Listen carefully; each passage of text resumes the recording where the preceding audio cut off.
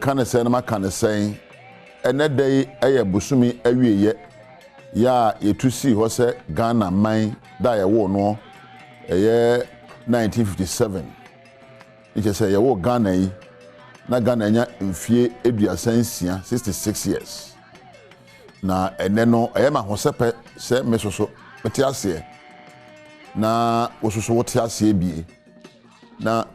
iwasembi edamakoma so ya mpese me no adwendwene ho na yebobo ho na yede ko sine poma bre ye hunu se de be ka no afa ena me ka say Ghana edi mfie aduasansia 66 years moma me ni kan enne di kanfo ase na nanom a wodi kan epre wo man ehwe wo mogya fifisa ede je o man nyina ye damo ase na ye na otwediampo Nyankopon so obo ye ho ban besi semre so ase na me kanama kan sen me da asrafo ya wo ewiemu ensuo so na asase so ebo ye ho ban so ase na mada Ghana polisefo akuafo adoctorfo woni ye adwuma apomodini bia ye damo ase na mada empo Ghana man bia ase se mo nyina mo ka ho na ye kyerɛ man we na emra ye di ye mfishi ada 66 years na me dwene nneoma bi ho na me dwene nneoma ho na me se ai Nkuranhyehene e ba na dien ma de asem atodwa minu anom abusua mo ka ne se fellow Ghanaians me dwene se die na ye betimi ayo se ankrankre se abusua na o man sikasem agina yie na me dwene ho adwene se enti o man bebi apomodini aduro no sa na ye pɛ no na me dwene ho adwene se empo se de ye hwie ye bola na ade eguro se de ye dinkita ho e politics mu no sa na 66 years se ye no ka ye etremu ko adwuma ba sa na ye etremu ekoba ene mputu bi wo betimi aka ho na me dwene adwene se ye mpanimfo a wo ya ahemfo se mesuoi ya wodan kuronkura no me dwene se entisi ya na ebe kono na won so wote a sebe kura wote so no empuntuo emfa ho biom se mpoamanfo etu sikagode wo na sa so ese won sa na emfa ho biom na me dwene ma bisa se district chief executive and municipal chief executive so na dwuma ne sen se wo twen se o mampani be hye no ana ono so be ka bomu ahu ba bi ote adwen de me dwen bi pa bisa se Ghana subanben ene de te o mamu ha subanben na se de te ha me dwene so bisa se kwambe so ene be fa so na yaku adwuma ya yo na aduane ebuye mamu ha ne ye de bi aka amoro ne akoto apesika die na ma dwene so bisa se ye mpanimfo ya hemfo woni eda adwuma hodo ano asusuba wona na die no eno ana ye di mu 66 years suban no fata na mabisa se eba no yemfie mu a kwani a wo 40 wo ma no 66 years sa na esefata na mabisa so se wa ye Ghana ni ya usua de se eno ane se oba college certificate abudne krata after ho degree masters phd na nso nsano adwuma se wo ye na oman no tumpon no wonya bi nye enye ma oba no nkoyie na medwene bisa se 66 years Ghana ahyanso de ne sen se wo hia wo bia tumi ye se we Ghana ni ena we onye Ghana ni empo edie na eda ye ni so ye de bubra. What are the things that matters to you? Medwene we nyina na mbisa me ho sente kromo ha no na brofo kasa na be ko school asua keke ne nkutabu keke na be sua ena bibi wo ho a betimi asua o man mu medwene ho ko si se yen TV ni radio ahodo no se de eni dwuma wo so no sa na ese ye no ana na mebisa nso se ye koye nsori mu ni nkramo nsori mu a so ba ye mpanimfo da na asori mu ni nkramo som no a wo de kire woni ya som no adi no sa na ese ye kono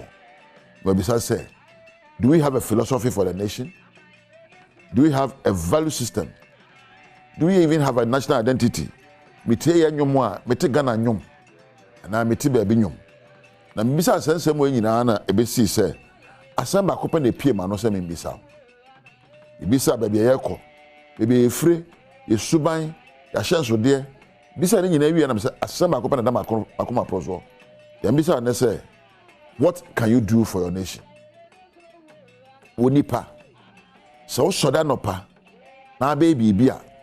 e won sem obisa ho na Kenya wo ene asem pese obisa ho ne say me ametuo yi me no mienu e de na me nko ametimi ayo aboa me ho aboa me man aboa mabusua aboa empo me ma ene bro no amete so what can I do for myself ya metu mpon e de na metimi aya me ho na ma wade nso aso ani e de na metimi aya ma me ho na madwuma nso ada soronko. What can I do to work in an exceptional way to bring production to the place I work? What can I do to improve on my performance? What can I do to improve upon my attitude? Suban mi kura se oman ba no. Oman na 66 years. Suban ba na metimi ada na die na ye hu se me so me your mama. Me tunwom. Suban ba na me fada so atunwom na obi tie nwom na kasa Ghana fo nwom yi. Na no na me nya ho bi wo Ghana ha. Na me TV remote share nsa. Wo chim call bankum ba ni fa o se na Ghana mo ni TV station wo ha me se TV station wo hwe nyina ya Ghana station. Na be nekoto Adom TV o se afi na manya Ghana TV. Ne kire se stations na ye hwe no ahyesode bia nkire se yi Ghana ho adwuma. Na otie nwom a ye to se na we de Nigeria fo na to nwom na se Canada fo na to nwom se Ghana fo mrante na to nwom. Ye nwom kwa ni ahyesode ye dressing ahyesode nim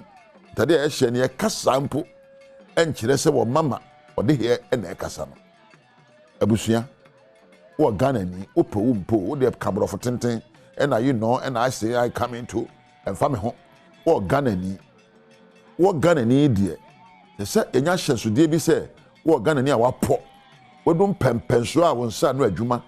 eda Ghana so badi se wodum pempenso a wano kasa eda wo de hye kasa adi se wodum pempenso se woni obi din kita ho se radio so se TV so se wo mfie mu usuban eda de se wo de hye ni omamani onyame amfa amadua ha keke amfa sika ko anhye wo na ase onyame amfa ama ha ama wo nsuo se nom asase so nya gidi se bebia wo tie yi ha na de wadoe na esombo ma wo Ghana ha bibia kire se enhira emanie na yesu ne eban na ama nome abeka ye se ye nkwada se ye mpani se ye ma se ye emema yesu ne eban na ama nome abedware ya na ye twedwa so eba ne san ne tinsuo ho na esukom de ye eba ne san ne tisika kokko so na ye di hia me no mi esuban ye ne ye kasa se de ehu ye ho fa se de ye da ye ho adifa se de ye bisa nsem fa na na pe a waso de na bebia wo bia na awia bo ana anadwo na ka wo so bisa se mesoso e de na metimi ayo na mada Ghana suban di na Ghana etumpon de na metimi aka de na hina metimi afa. What can I do to make sure the nation prospers? What can I do to make sure I have a happy home? What can I do to ensure that what I do for myself and for others, I do it with excellency? I'm so responsible for my life. I do it with integrity and I do it with respect. Kwambe so na medi no kure ama me ho kani ama me ma ama oman na de ame ye nyina no adasoronko abusua wonti o man mu keke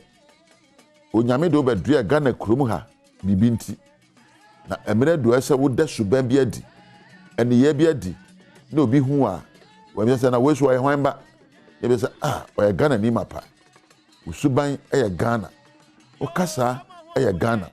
o ne ye Ghana eno nkyere se o ye tete kwani se wo da Ghana so adi a na o hye Ghana ntade na o ye nia Ghana ne ya eno nkyere se o ye tete kwani ye se wapo wadi mu na wo ye akwanim na o ma so nya fa hodie panimu wo da dwuma bia no wo sere ni wo ye dwuma hospital wo ye kuani wo ye school ni bebia wo tibia na de mantwe bia wo tim se mpo wo ama no ne na Ghana ni no ma ye hunu se Ghana ni na eba Ghana ni a wapo Ghana ni a ni suban edimu Ghana ni a wo ye odihye na muntuo ne kasa a kire se we di o Ghana ni e de dwuma hye wo se wo mamu ha wo ye ne kwan ben so pesa munkum nya me nko am nya anka mepe mama ye nyai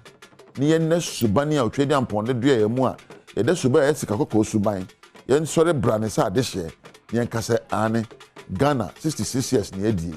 na meye ma famu de na so ya famu de na Ghana fa no tuma pa afura se da besuwe osumfo ni tekotego na bebe gina adwo mu a mede ho chiame dwumade we ma me na Eja Webek ampedu ase na me na Randolph na me na camera fo nyina sound na empo MC ane floor ane lighting fo nyina ase wo a onya mmerɛ hwɛ me no de ni ameka ne se onyame nhyiraw onyame ma osubampa no nto supangu so no abrabo enne subampa di efi ne de kwai woni onyame entina